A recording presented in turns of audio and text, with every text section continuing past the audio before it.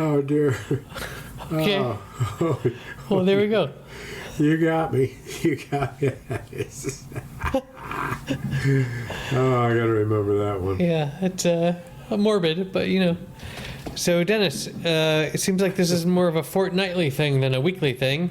Oh, well, I was ill again last week with the winter, and the children and bringing their colds home from their daycares and their schools and teachers being sick and it being the height of the flu and the COVID season and oh God, what's happened? I was actually out fishing and on the way home, 1 minute I didn't feel sick and the next minute I did. And the minute I did, I said out loud, "Son of a bitch." Son of a bitch. And sure enough, before it was over with, I was in bed for 3 days. Wow. But hey, it is what it is. I'm luckier than most, or well, I don't know if that's true. Luckier than some. Good story. So remember last time you commented on it before we started publishing, but I had a big spot on my face, and you were like, "What the fuck is wrong with your face?" Did you ever tell me the story? No, I didn't. I said, "Yeah, we'll save that for the episode," and then nothing happened. That's so. So, yes, I did have. So I've got this little spot on my face that. I can, because we live in the modern era, I can go back and look at photos from 5 years ago and 4 years ago and 3 years ago and 2 years ago, and I can see that it's slowly growing. This thing in your face, this little removed. spot on my face, and so before we recorded 2 weeks ago, or right after, or whatever. I went to my doctor and I was like, "Hey, got this thing on my face that's growing," and my doctor said, "Yeah, we should look into that. I will make an appointment for you for next week with my colleague that will take a photo of that and send it to the dermatologist in the local big city, and then they will contact you if they feel like action is necessary, and probably they will need to burn it off of you with laser. No, with liquid nitrogen. Sword. They freeze it off. A Bic lighter. They say burn. Yeah, Bic. Yeah. It's Spain after all. It's a cigarette, more or less. If you were in France, that's what they would do. Do not worry. I will take care of this in a moment. We will. We will burn your face with it. And so I was like, and my doctor said, because this is the sort of thing that could become malignant, and also look at your pale ass, you need to be wearing 1000 SPF sunscreen whenever you exit your home at any time, even if it's cloudy. It was just. You're so fair. I'm so fair. I'm very fair. Yes. Because it's doctors, man. They're I live in a much less litigious society than you do, but I still feel like they need to tell me, oh yes, because sun can cause cancer, you need to be in the shade all the time because science. I feel like they want to cover their ass by just saying. You do know all of the change in the sunlight and its ability to harm you due to global warming, correct? Well, I mean, yes, but it's more dangerous now than it ever was before. Well, the ratio of bad shit to good shit is higher Therefore, now I'm one who subscribe Sure, to the idea but- that being in the sun, for the most part, isn't going to do you any good as long as you're in a sunny spot. But you don't have to soak up the vitamin A. Right, but if I'm in the, I think it's vitamin D also. D, But yeah, of course. I think if I spend 10, 20 minutes a day in the sun, I'm not going to get skin cancer. No, you shouldn't. And But that's the idea. but- When you're in the water, you're exposed. Yeah, but I'm not in the water. I'm here in the You dry could land. be when you go swimming. Yeah, but yes. That's but, what you do on a sunny day. Well, that's You what go swimming. you do. I mean, I go to the shop and I buy bread and I come home and I make lunch. But the I go buy bread and bologna and come home and make myself a bunch of sandwiches, pop a beer, and watch a little daytime TV. What do you mean swimming? exactly. I work at home. I do what I want. So, Favorite sandwich: white bread, bologna, and fucking mayo. but it was funny, like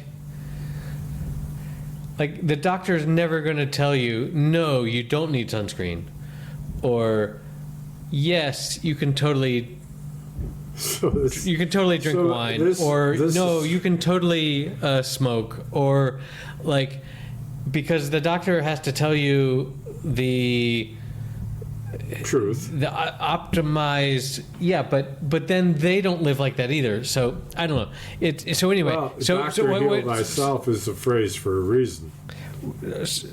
what? Doctor heal thyself has become a phrase for a reason. Okay. The reason being, it's easier to tell people what to do than to do it yourself. Indeed. Your point altogether.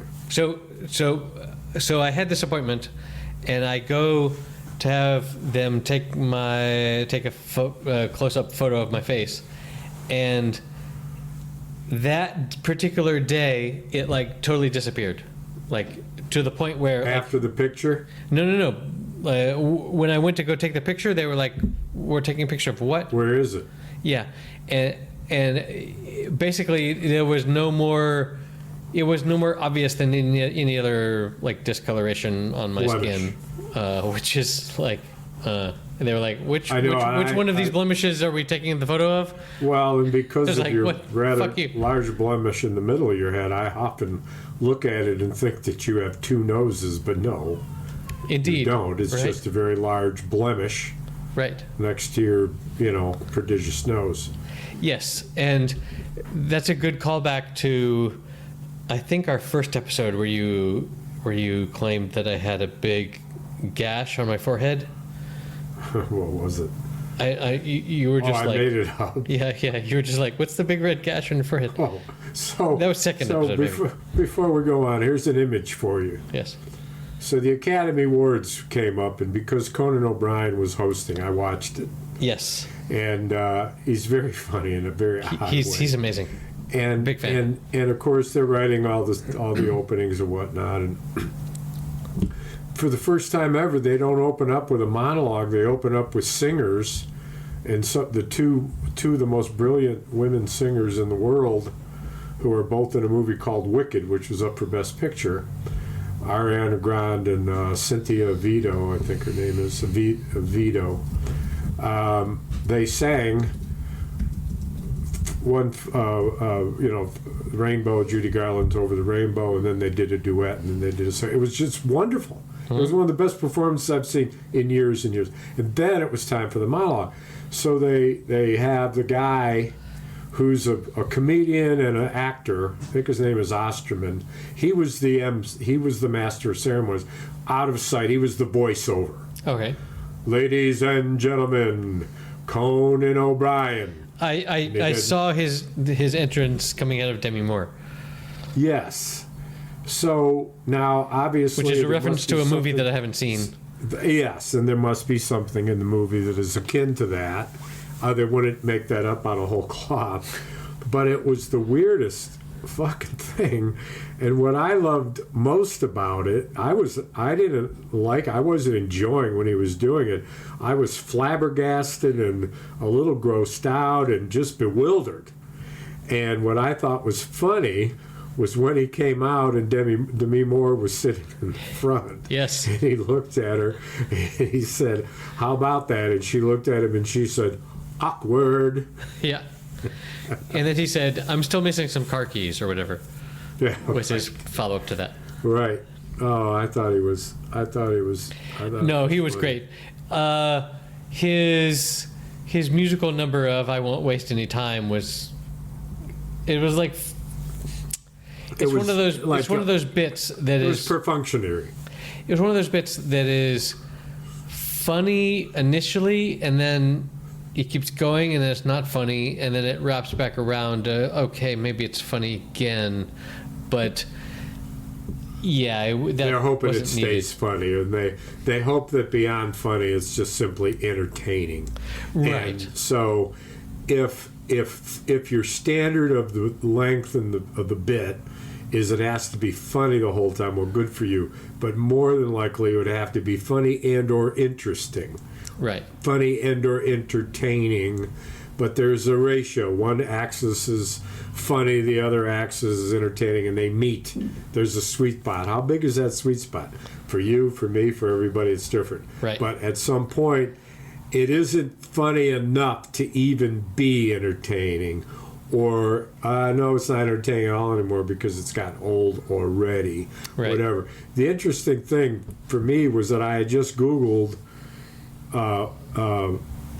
him to find him singing and playing guitar because he's recorded before and done a couple of things. He does guitar. Or not recorded. I don't know that he's been recorded, obviously, because I saw a recording, but I didn't mean he did a recording per se, a record or anything like that. And I saw him in 2 or 3 videos, and he sang decent and he played guitar decent, but it was like as good as an average guy who might get up at a bar and say, "Oh, I can play guitar," and you say, it's not terrible, but right. That's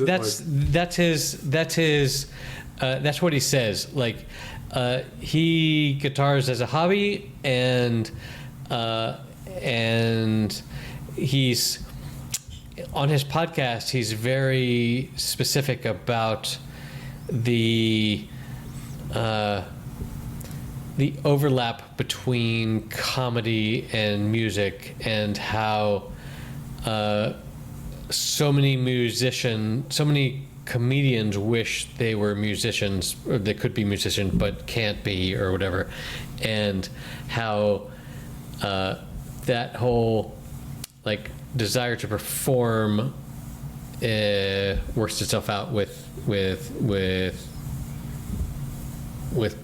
being a musician as well, but like the Blues Brothers. Yeah. So, but he's well aware that he is not a musician, but also if they give him a guitar and a stage and he is excited and he feels like it could entertain, because ultimately he's an entertainer because he's got something. But is he funny? He's got this. Often on his podcast, he talks to comedians and he interrogates this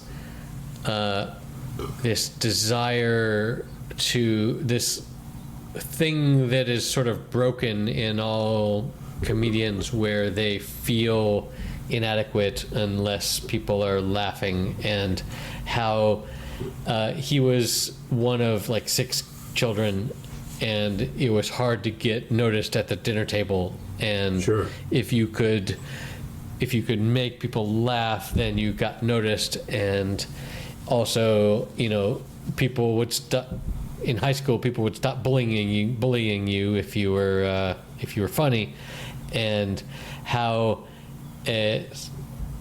he's interviewed so many comedians, and they are all like, yeah, like, I wanted to make people laugh so that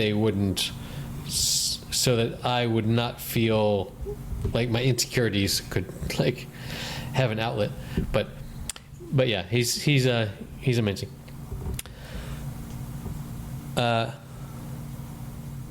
So yeah, the Oscars, meh. I don't know. I read who won everything and Yeah, I didn't.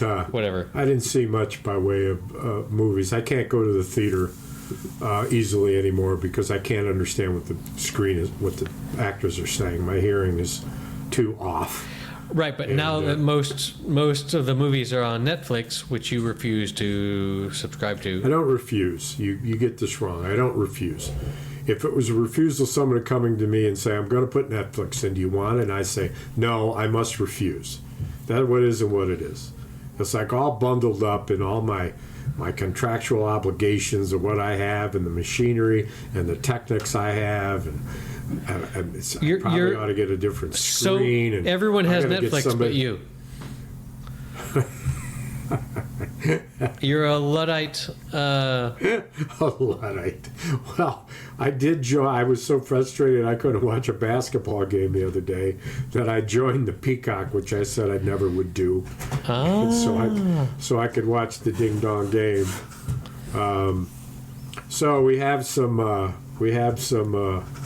unannounced guests here today in the studio. Yes. I want you to meet my little granddaughter so she can see in the screen. There. Say hello. Say hi. Hello. This is Ramona Bernadette. This is Erik. Say hi, Erik. Hi, Erik. Hi. See ya. Sorry. You don't have to edit you out. You just caused them a bunch of work. Well, Nah, we weren't gonna talk. that was amazing. So, I've got some stories. I already told you about my face. How is your face? So Killing me. hey. So I went to the doctor, and it was all like fine. And they Right, were like, all sealed up. I can't. They said nothing. And they were like, what are we taking a photo of? And I So was they like, dug this thing. a crevice there. And they were like, well, let's draw a little circle around it so we can take a photo of it. But then, like, nothing's gonna happen. So like, it got better. It's one of those things like where you take your broken computer or your car or whatever to the mechanic, and And it just happens not to it be just broken. works. And it's like, well, the car got scared because it was at the So mechanics.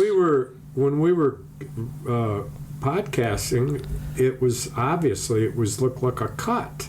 Yeah, Are it you was a big telling me? red spot. Are you telling me that went away? Yeah. Oh, I thought the story was going to end with they finally cut it off and it's healing over. No. It got absorbed. It reabsorbed. Like, I Could still be what feel you're like eating, you know. I still feel like 3 months from now it's going to come back, and I'm going to have to go back to the doctor. Or it and they're could gonna come have back to the take next another time thing. you eat a fucking tomato. You know, it I could be eat related. It's tomatoes got to be all the related time. to something. Tomatoes and tomatoes. Yeah, well, but could be potatoes or potatoes. Exactly. Or frittatos and whatever. So I've been. Tell me I've about been, your magnetic resonance imaging. What? What? Are you saying secret words? Is there? Magnetic resonance imaging. Oh, MRI. Yeah. So, you know, for 5 months now, I am R. Am are you? am not. Anyway, I have a rocker that, like a lot of rockers, the rocker itself, Hold on. What the fuck is a this case, rocker? the wooden rocker that you sit on itself, the rocker that's on the floor, extends beyond the rocker a bit, and so I A rocking think chair? I ran a rocking chair, Okay. a rocker, Rocker. and it has a wooden rocker on it. Did you see my guitars? I'm a rocker. You know the piece of wood that is curved, where the chair meets the floor and is able to rock? Yeah, baby. That's called the rocker itself. Okay. That extends out a little bit from where it's attached, and I've ran my ankle against it very badly. Oops. 5 months ago, and it hurt a while, and then it didn't. I couldn't remember what I did, and then it went away, and blah, blah, blah. Long story long, ended up getting worse sometimes, and knowing that we're going to go on a walking trip to New Orleans in April for the French Quarter Festival. I want to be ready. And so I go to the dude who told me in October, if you're going fishing in 2 weeks, there's nothing I can do to help you, because you've got to get x-rays and MRI and every other thing. So wear your ankle bracelet and hope it either gets better or doesn't get any worse. Came back, it was better. Went back to him the next time. He said, oh, I can see it is getting worse. So x-ray. You said it was better. It was better, but it wasn't better by the time I got to see him. And anyway, he could find a pain point where it's most likely torn. It felt like a needle. He had one little spot on the bottom of my ankle that when he grabbed it, it was, yeah, that's it. Yep. You Ooh, got baby. it. And then, of course, the obligatory x-ray to make sure there wasn't any broken bones. And then the very predictable MRI that happened next. And in order to speed it up, I drove to a small town from here rather than get it local. It's about a 40-minute drive. And I get there, and then I remember the MRI I did on my upper body, which made me go inside a case that my whole body fit into it with the thumping. Yep. And sure enough, I MRI. saw a little miniature one, just big enough for my foot. Oh, how And I adorable. thought, oh, well, this is cute. So they got it propped so I could put my foot in it and lay down on the cot. I had to take my pants off because the woman felt the material in my pants. She said, oh, these pants have something in them. You're going to have to put on a gown. They're stretchy pants. Mm-hmm. So I don't know what is that they're worried about. So anyway, you've been in one, so you know what they go. Thump, thump, thump, thump, thump, thump, I have not. bop, bop. Oh, my God. So they are My son has. compressing light and electronics in such a forceful fashion that the machine they use, Yep. which takes up an entire Room. trailer-sized Sure. room, in this case, is got wheels on it. And they hook it up to the building with a little ramp like you're at an airport. Huh. And this unit can go places if it needs. But this guy could go places. And so I think, oh, well, it's a little one, you know. Well, come to find out, I got to put the little one in the big one What? and go halfway in the tunnel in the catacomb. And the noise not only is as loud as it's ever been, but because I'm not inside the tube and the noise is outside the tube, it's even louder. And I've got on earplugs. And the guy did a terrible job of telling me what to expect. I had to ask him, how long will this take?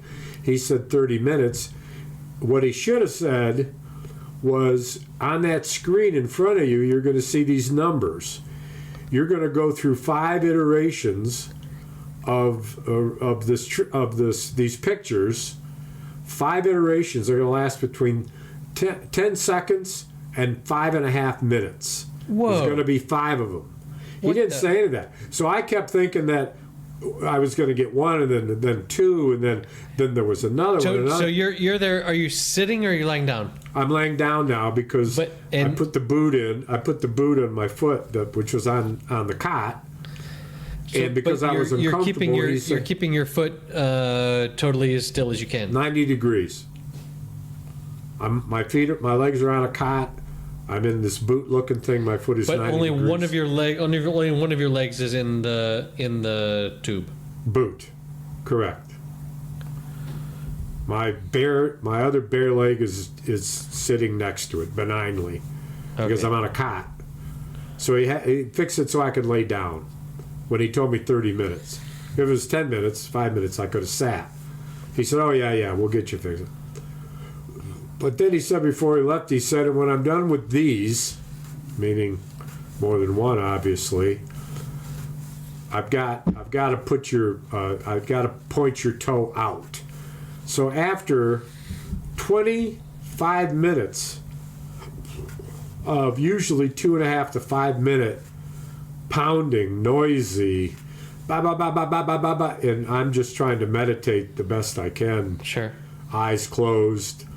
I started, when they were over 5 minutes, I recounted in my head an entire song that I know would take 4.5 minutes to sing. So I did the whole song, and it took my mind away from it. But Nice. then he comes in.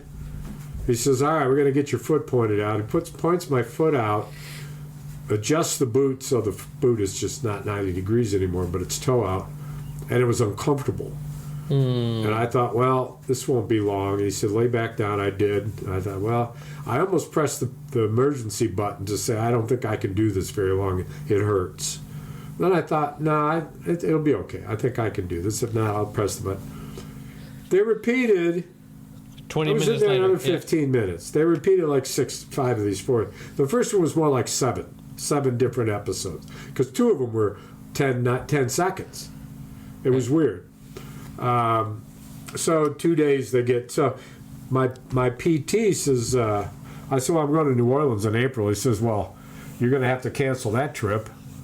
Oh, shit. And I said, what do you mean cancel the trip? He said, well, if you're going to do this operation, if it's torn, he said, you're going to have to wear a cast. It's 3 months. It's 3 months recovery.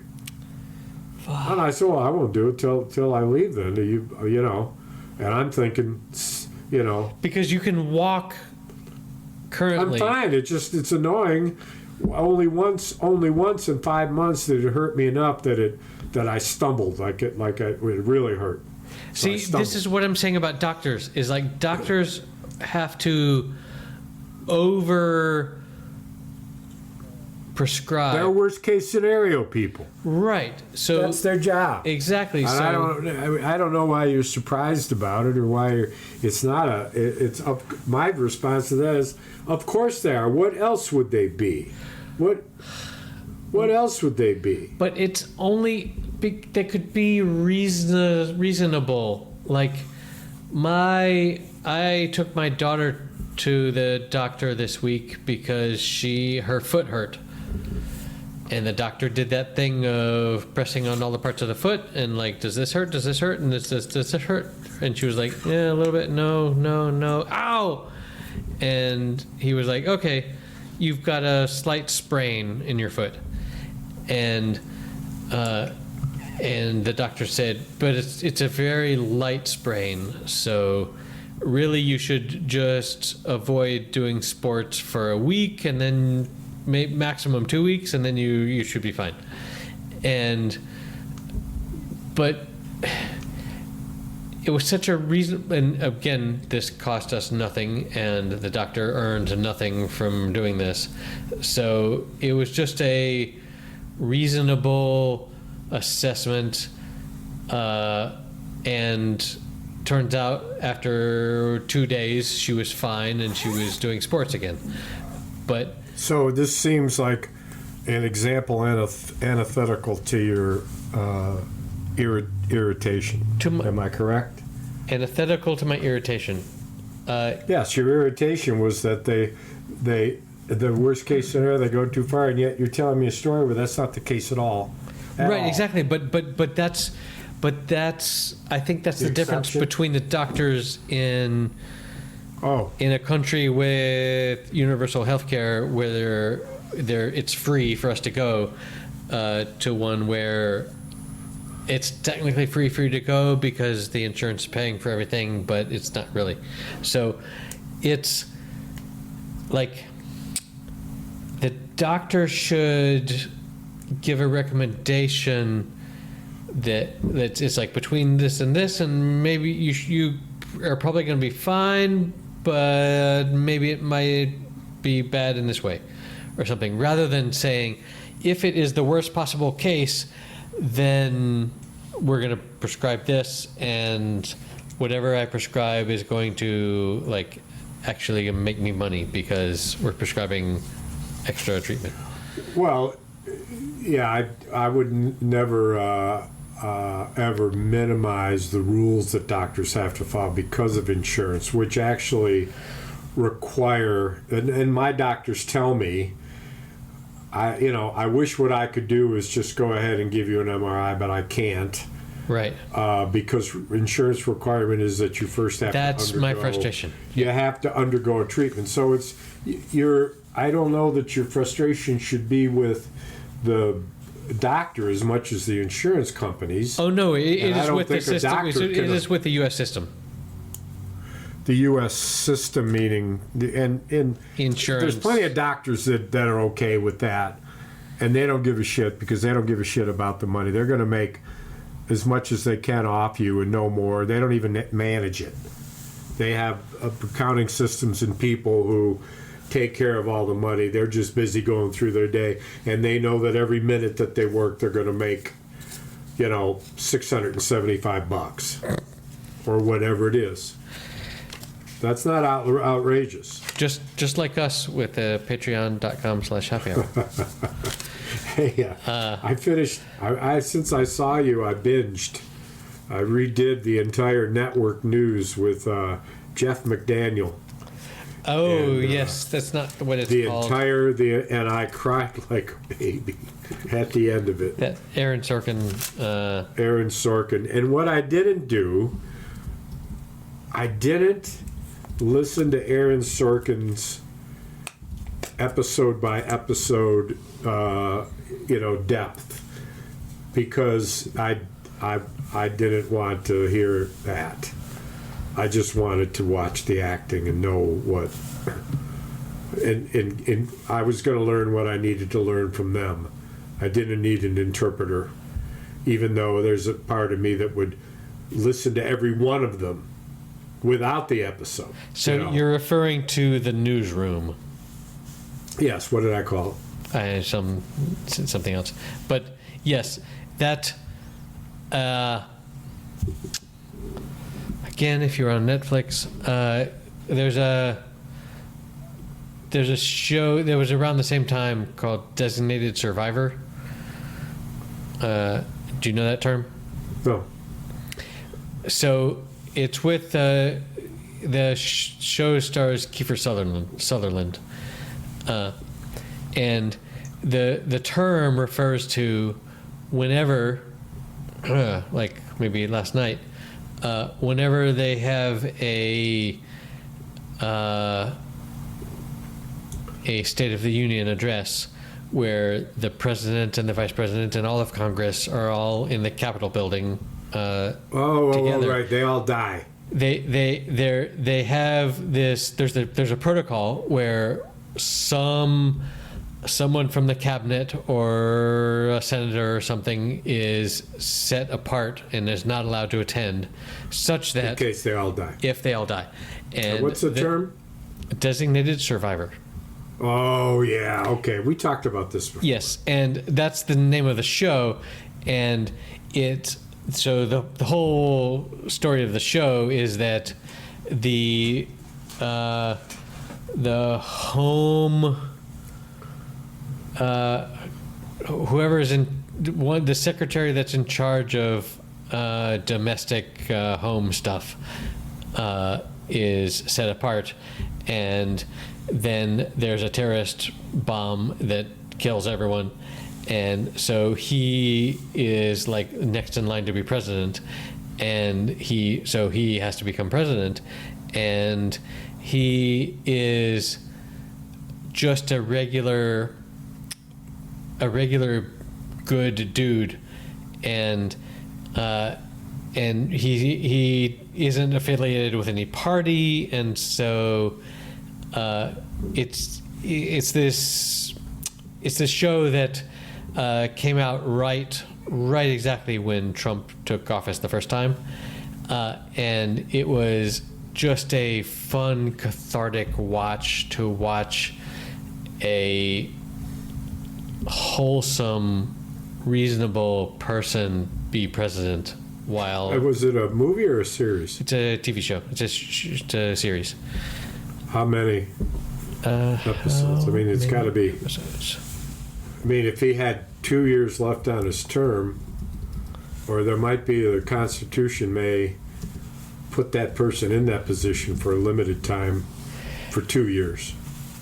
Or No, but then he won re-election runs? or whatever. he runs?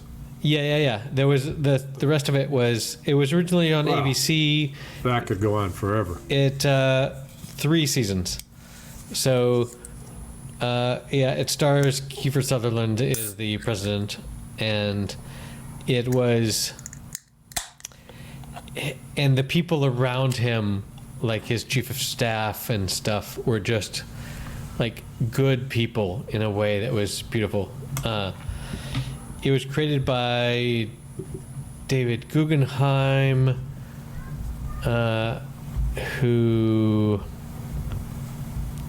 I was going to say did other things, but hasn't really. That was a lot of fun. The 3rd season was on Netflix. I imagine the rest of it is still on Netflix, but I haven't. No. I have watched it with my wife on Netflix. So again, another reason.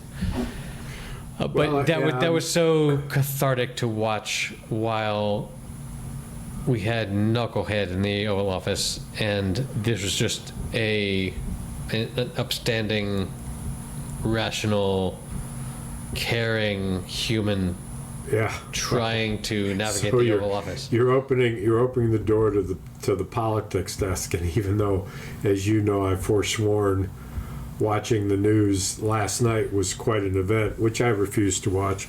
Last night? Called the State of the Union. Oh, that, yeah. It actually wasn't the State of the Union. It was the joint speech to Congress. It's different than the State of the Union. Okay, good to know. And I couldn't, of course, as you would know, stand to listen to Trump for an hour and a half, and figured it would just be his campaign stuff all over again. He'd ramble. But I wanted to see the Democrat response because it was Alyssa Slotkin, who's a senator from Michigan, who won in an eastern suburb of Detroit in a county that Trump won, and it was split ticket for her in that region, and she won as well. She's extraordinarily gifted, and a CIA war vet, and just an amazing woman. And I wanted to record it, not him.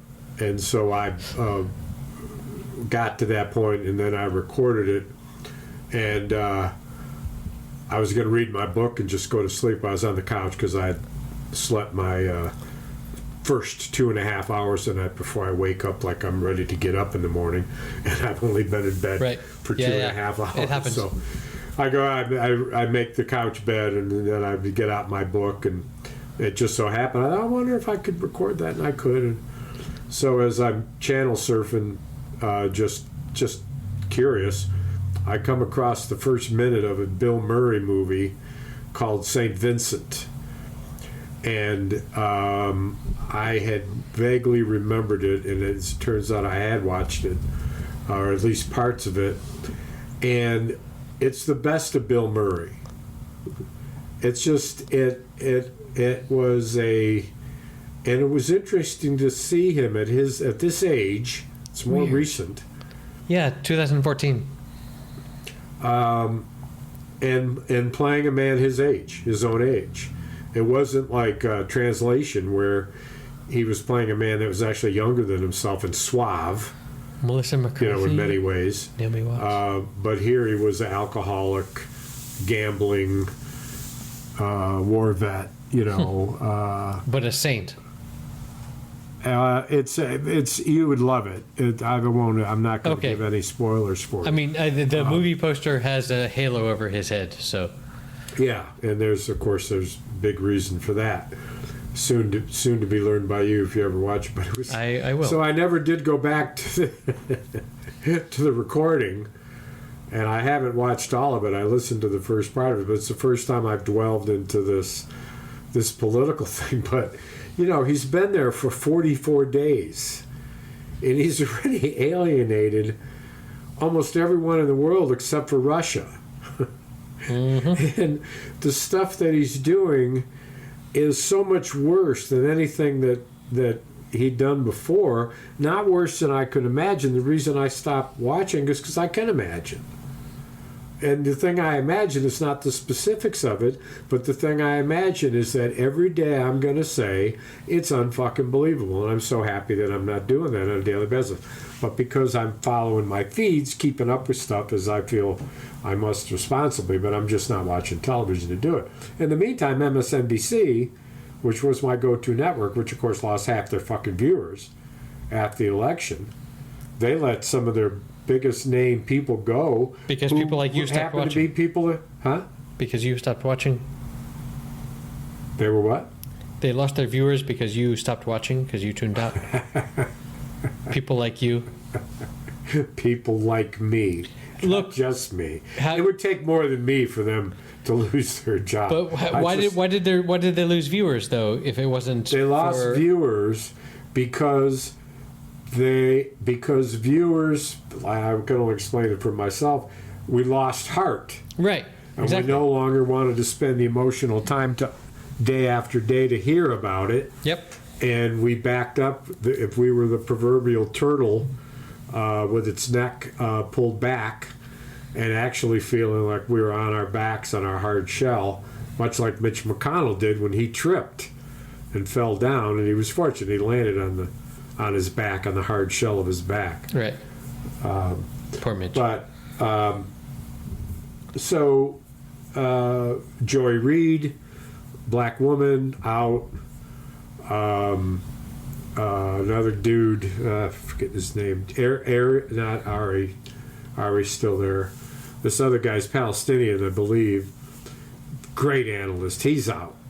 And so it's interesting that the people that look the wokest are the ones that are gone, and the ratings would save, the wokest of the talk show hosts Right. is, Joe, Morning Joe, Joe Scarborough, and of course his ratings drop. But and so this little thing that this 44-day kind of recounting, and the fact that for reasons that just of course are understandable, if the United States provides $180 billion of aid to Ukraine, it's an unbelievable amount of money. And that's a lot of money. There's no reason to make it 350 and lie about it.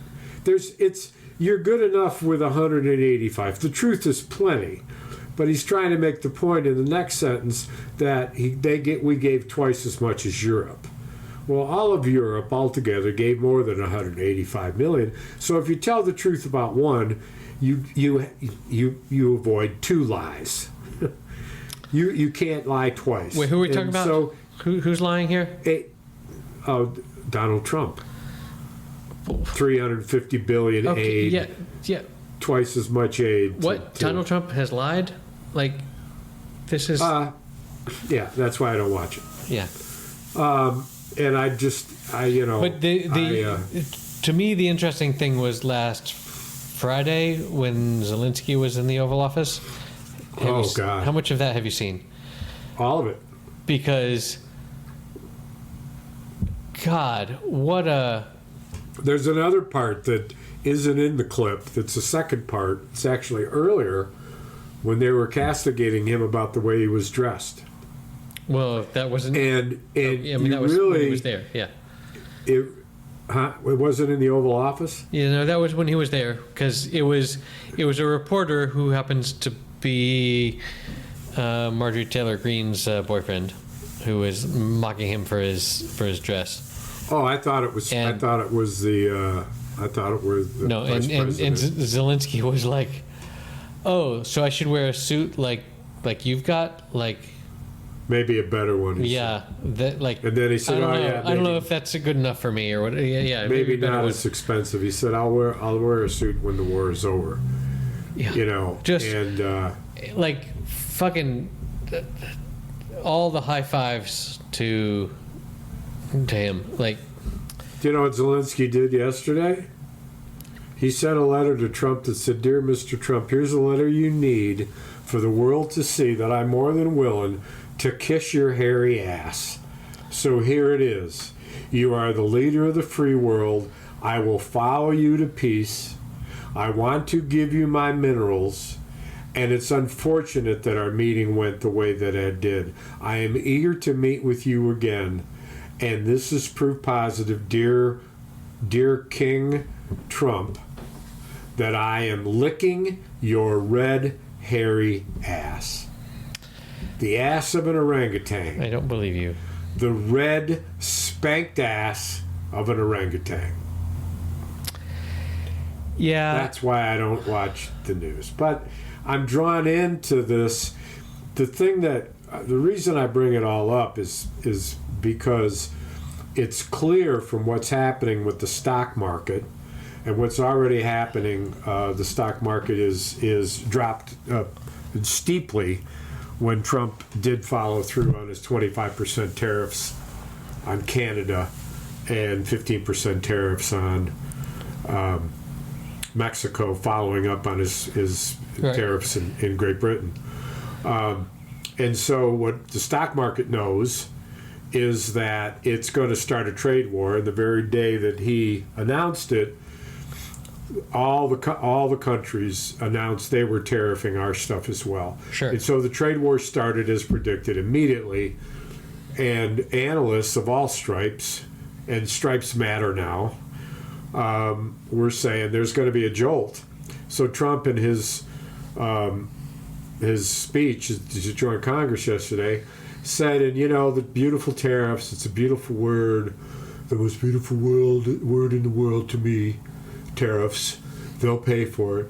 And there may be some pain. I love the farmers, but there may be some pain. Well, there's going to be a lot of pain. Yep. And the pain is starting now, and the pain is going to reach its momentous pinnacle sometime before the congressional elections in 2 years.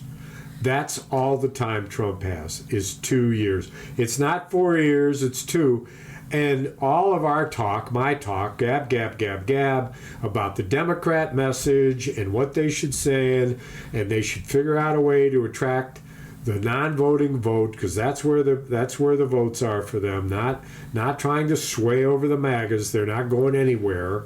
There's going to be more of them, but you got to fuck all that messaging. There's only one thing that matters. It's your fucking pocketbook. And trade wars and higher costs. Eggs aren't going down. Groceries aren't going down. Blah, blah, blah. And so that's what's important for the next election in 2 years. Once that happens, well, suddenly the Democrats have something they can talk about. And it doesn't have to do with ideology. Yeah. It has to do with economics. Their new message is this: forget all that stuff. The economy's stupid. Forget all that stuff. What we care about is your pocketbook. Which is how he got elected, because he just lied about how he could. But like he lied somewhat, but wrapped up in every lie is a little kernel of truth. And even with him, the stuff he was saying about Biden was over the top, and that's kind of the controversy of Trump isn't that he isn't making most shit up out of whole cloth. There were mistakes made. There were stuff that didn't work. Yes. But I wonder if no. I was going to say maybe the voter is clever enough to be like, wait, the last time someone claimed that they were going to make eggs cheaper, it didn't happen.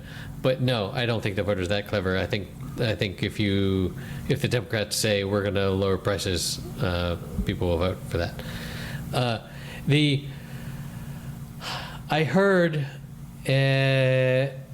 someone arguing, which I love. I love hearing a reasonable, a steel man of the opinion that I am against. I heard someone saying that a lot of what Trump wrote about in The Art of the Deal and what his strategy has been for dealing with people is to use in psychology they call it anchoring, where you ask for all of this, and then you let, like, when you enter into a negotiation, and this is true for negotiation, like when you go to a negotiation, you should say, if you're trying to buy something, you should offer the bare minimum and let them, and then negotiate up. Or if you're trying to sell, you should request the most and then offer down.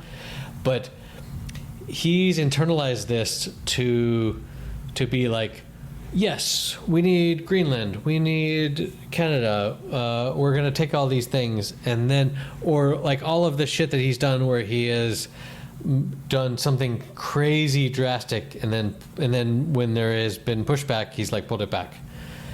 But he's just like testing the waters of what is possible, and like, in no way do I think he is a genius in anything other than being kind of a funny doofus. Listen, this is a guy who's come back and won the presidency twice. And while he surrounds himself increasingly with smarter people than him, there is a reason that he is Man of the Year on Time magazine, because he has changed the trajectory of the United States and the world forever.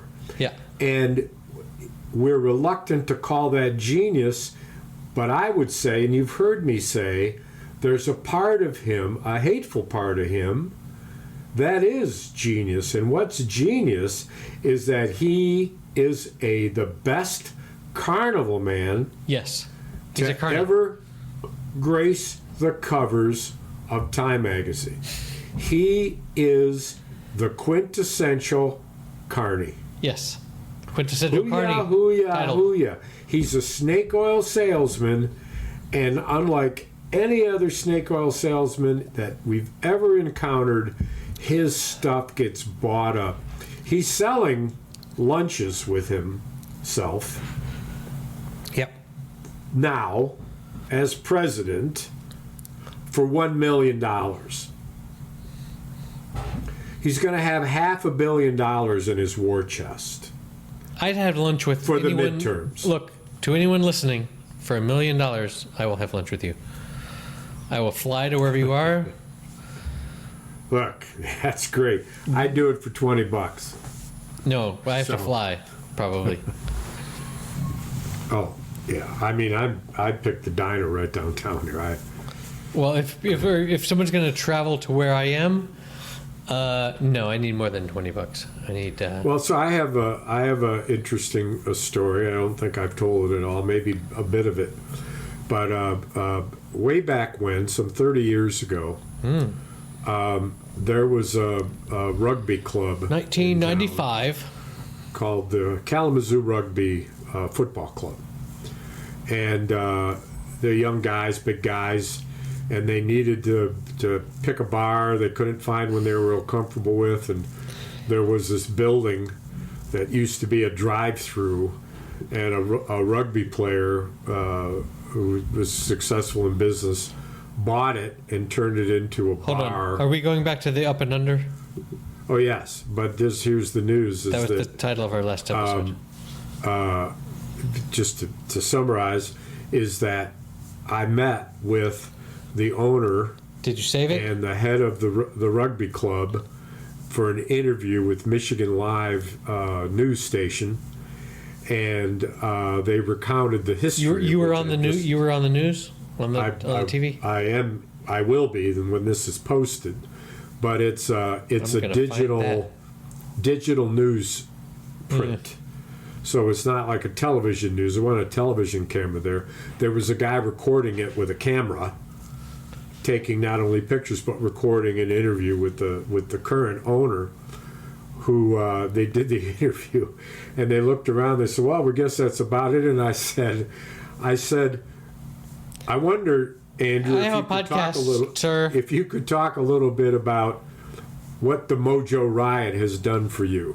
Oh, you're gonna And he promote said, us. "Oh, of course." And they put the camera on, and He's of the Mojo Riot, this local band that just supports live music, is sponsoring this fundraiser that we're doing on Friday, and blah blah blah. And, And the singer has a podcast that we should listen to and support.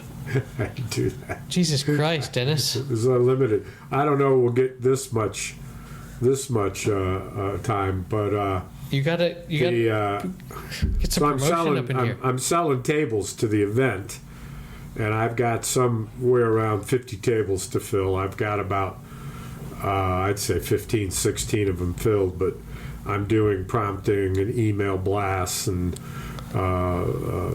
telling the owner, convince your co-owner to buy a couple tables, and because he bought 3, Right. and then convince the former owners each to get a table, and then email and then signature. go to the college and get the coach to talk to his players about coming. They're over 21. Their rugby team. Sell 5 or 6 tables there. We gotta fill the place up. Right. So it's been fun. Just a little email signature of and also you can listen to happyhour.fm. Hey, Just saying. I could probably, We'll boost our listenership. Why don't you? Can we pay for a banner?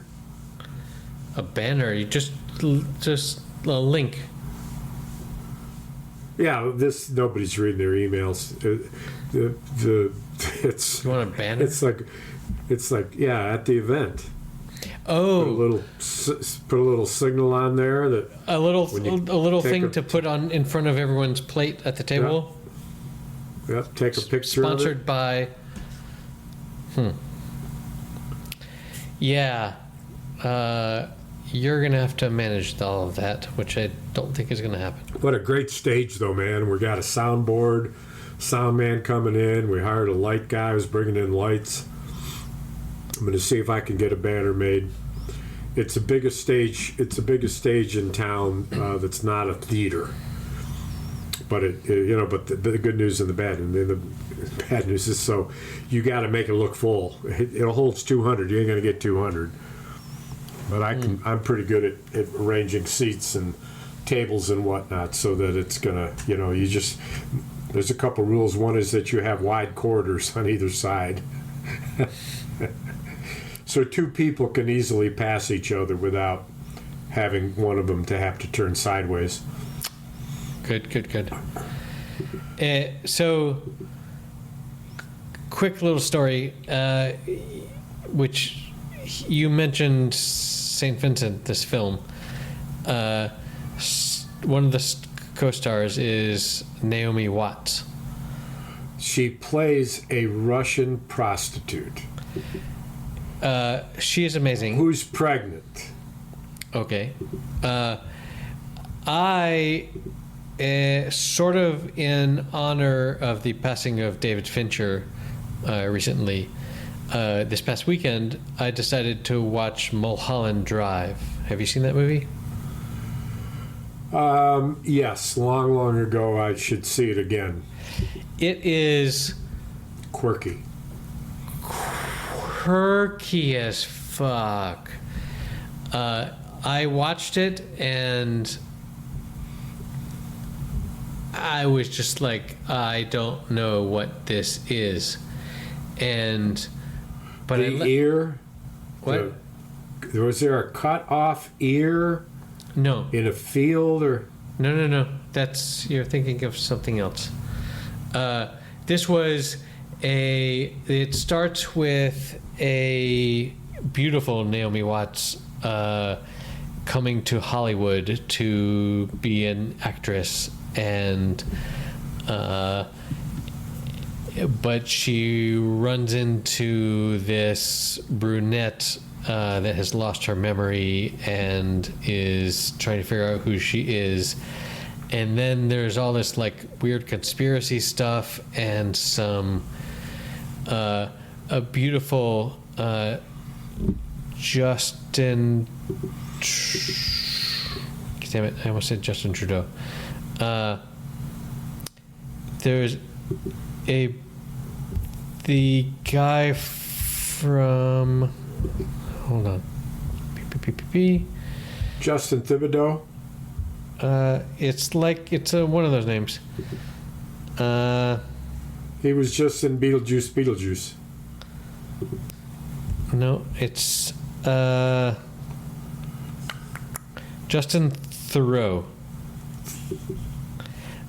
who is a beautiful man to this day at age 53, but at this time he was like at age 29 and even more beautiful. There was a whole series built around him when the people all, it was like all the people disappeared. Yes, the Leftovers. Yes. Yes. Yes. Odd name. God, I love that show. If we haven't talked about, we must have talked about that because We did. I'm putting that on my list of watch agains. I'm one to. I'd rather. But that was like the second season though, because the Leftovers, and the Leftovers was written and made by the guy that made Lost, which I never watched, but is super famous for this kind of crazy. You don't even know what's going on, sort of genre, but it. Let's put all that with capitalized letters. The Leftovers TV series. What did you say? Supernatural drama. I don't know what the fuck is going on genres. Yes, but that fits totally with this Fincher movie, where IDK WTF. Yes, it was. Like, it finished, and I was like, okay, what the fuck was that?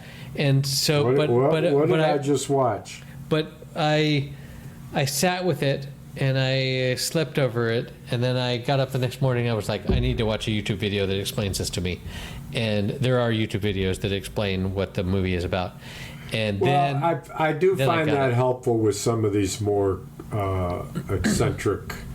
Yes, this is super eccentric. With multi-layered plots. I wish I had done it with that Texas or the Western. Oh Christ! What was the name of that? With oh shit! I'm drawing blank on everything. All the actors. It was the Westworld. Yeah. That. With and the actors were who refresh me. You know all this.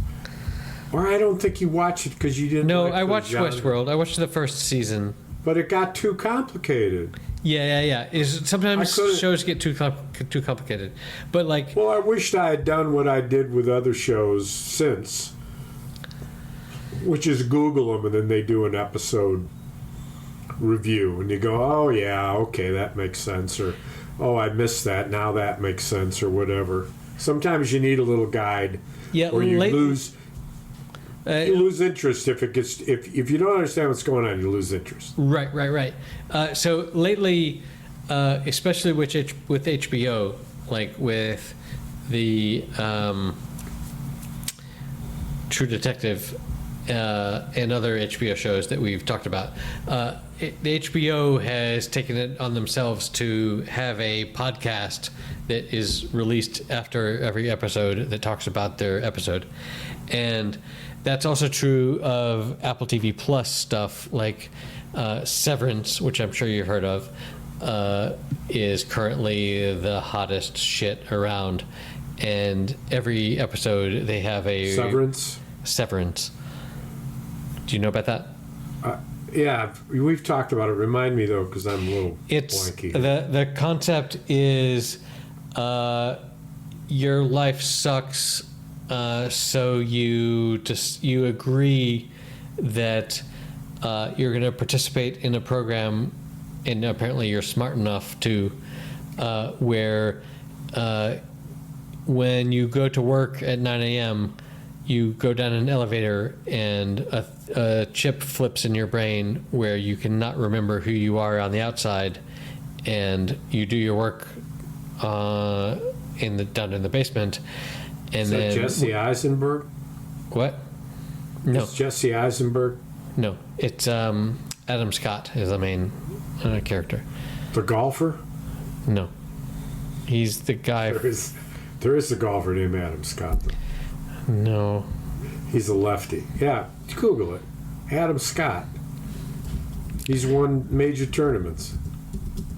He's Australian. Adam Scott golf. True. Huh. But that's not him. There's an actor that is known for other things that you probably haven't seen, like Parks and Rec, and he was in some other things, Parks and Recreation. But I actually have never seen an episode of Parks and Rec, which is odd because I love everybody who's in it. it's so but you're not an Office fan, are you? I am actually. Okay, so It's the Office in Parks and Rec, right? no, Amy I mean Poehler. the Office. It's very The Office adjacent, and Is there a fourth wall that they break all the time? yes, it's a. They look at the camera? It's a mockumentary, and there's a new Office series. You know how The Office came from England to the U.S. Bobby, what's his name? Ricky Not Gervais. Bobby.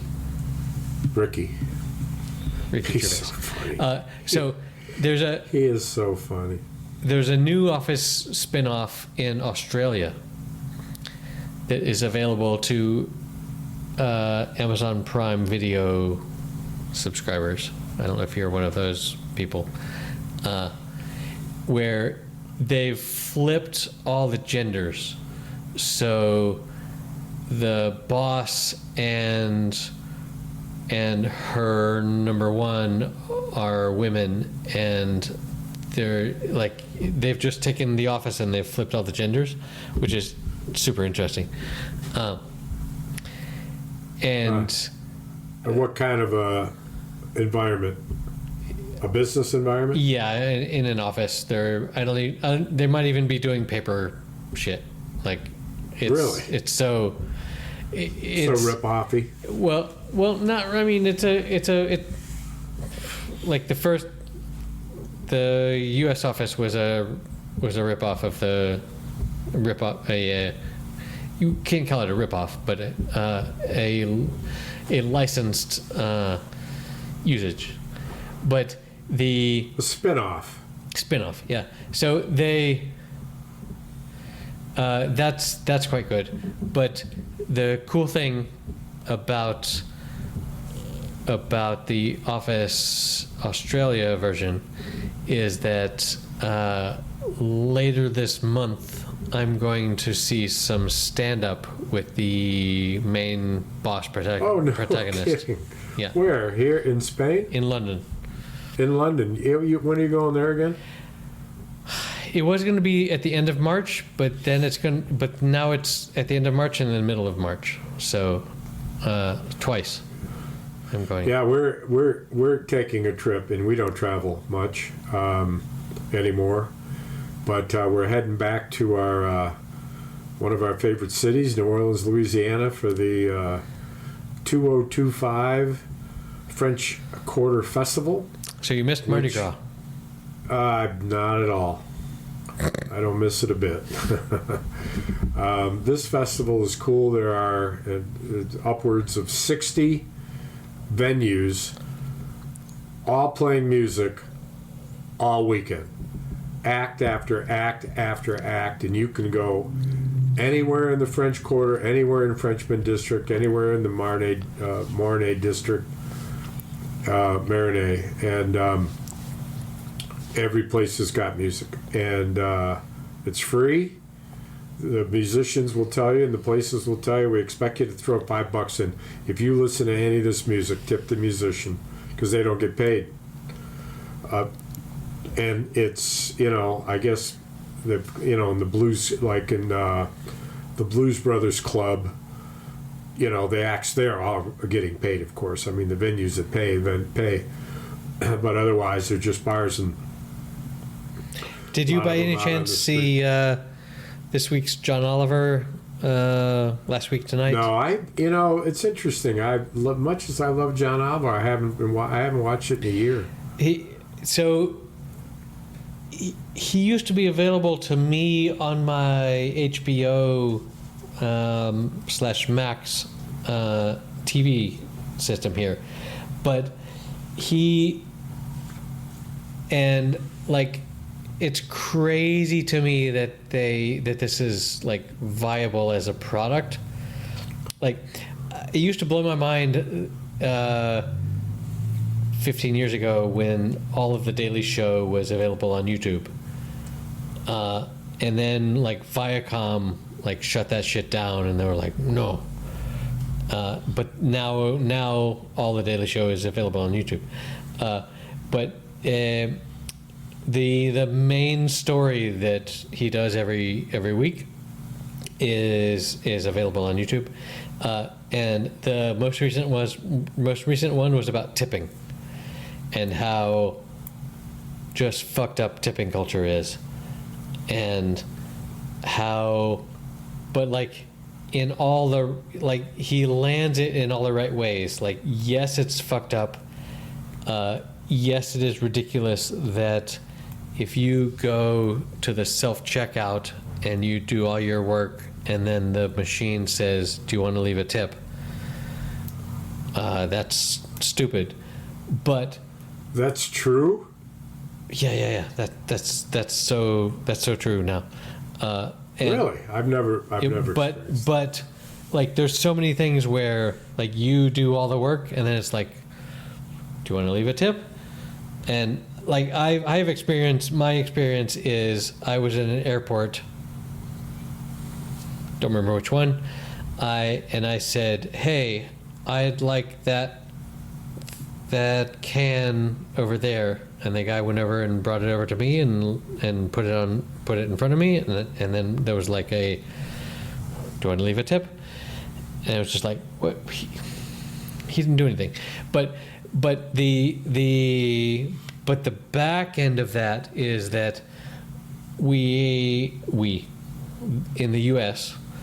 there are like this sub minimum wage where rather than the minimum wage being, I don't know, $12 an hour. I don't even know what it is, but it ain't 12. But lower than that. Oh, it's more like 7. Okay, 7. So rather than being 7, if you are a service person, it's actually 4. Like 2. Yeah.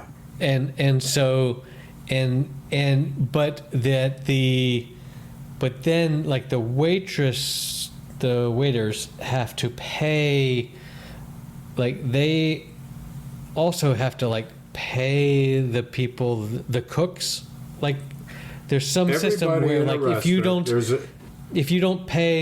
leave a tip for the waiter, they are losing money. So the fact is that restaurants have a proverbial tip jar, where when you get a tip, you walk by the tip jar, it's allegory, and put the tip in the jar.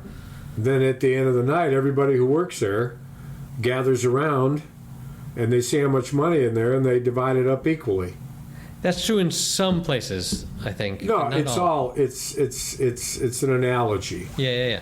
And what happens, and there's no controlling it, is that if somebody leaves you a 20% tip, I always tip 20%, but which is now the bare minimum tip, you stick 5% of that in your pocket, and you report it as 15.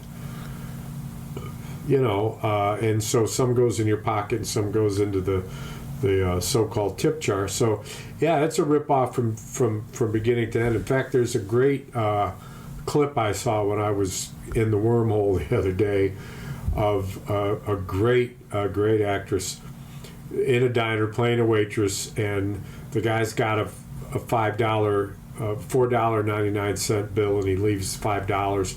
And she sees it, and she starts talking to him about it, and then she sits down at the table with him and explains to him what he's doing. Right. And is so provocative and on point and a little frightening. And he ends up, giving her a $5 tip before he leaves. But it's one of those Jack Nicklaus moments in a restaurant, where it goes back and forth, and you know that there's no hurry to it. It's going to be a bit. It's one of these situations where, it's just so,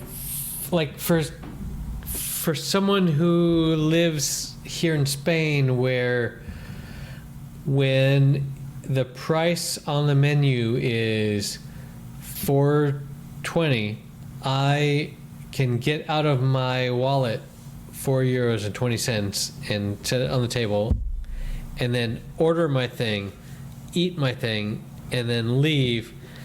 And that is what it was. There's no tips. There's no tips. There's no sales tax that's not written on the menu.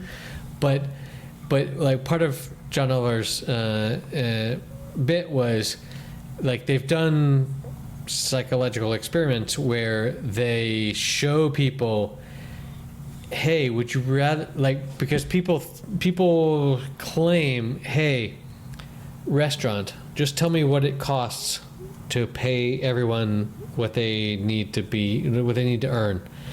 And then when they show people those prices, they feel like even though what they actually end up paying out of their wallet is the same, if the prices seem lower, they prefer going to the lower priced restaurant, even though they end up paying with tips and shit. So that's interesting. But but that's true of airlines now. I don't know how much you've flown lately, but airlines are charging it. We're gonna show you the lowest possible price when you're looking around for your flights, and then you're like, okay, I choose this super cheap flight. And then you get into the process, and they're like, you actually wanted to bring shit with you? Oh, that's going to cost double.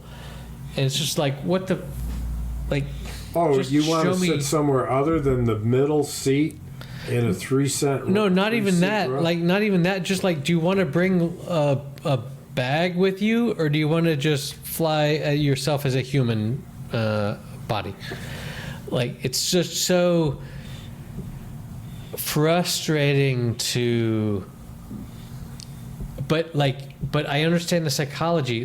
The psychology around it is in the same way that we will always want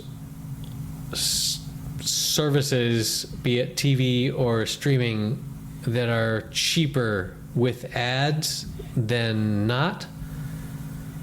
That we pay for, because people don't want to pay for shit and then to not have ads. I will never take the ads. I will always pay the money. Yes, but you are a weird person. Abnormal in that way, and amongst other ways. You keep going your way, I'll keep going my way. A river, stay away from my door. Do do do do do. I'm not the river. Ah, la, la, la, la.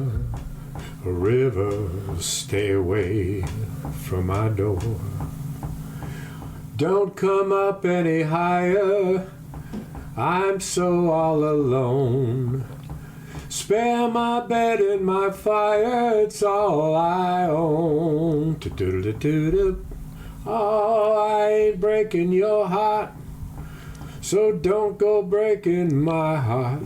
Oh, river, stay away from my door. You said streaming, man, and it struck the river.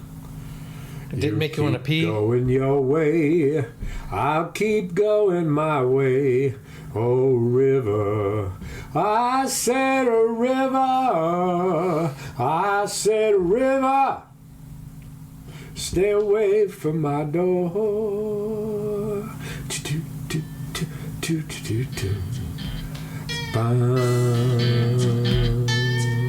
I gotta go, bro. Okay, that's it for episode number 243. You can find the show notes at happyhour.fm/243. Lots of links to all the stuff we talked about there. You can help support the show at patreon.com/happyhour, or if you give at the Gin Martinis level, you can watch video of this where we gesture back and forth and generally look silly. See you next week, maybe?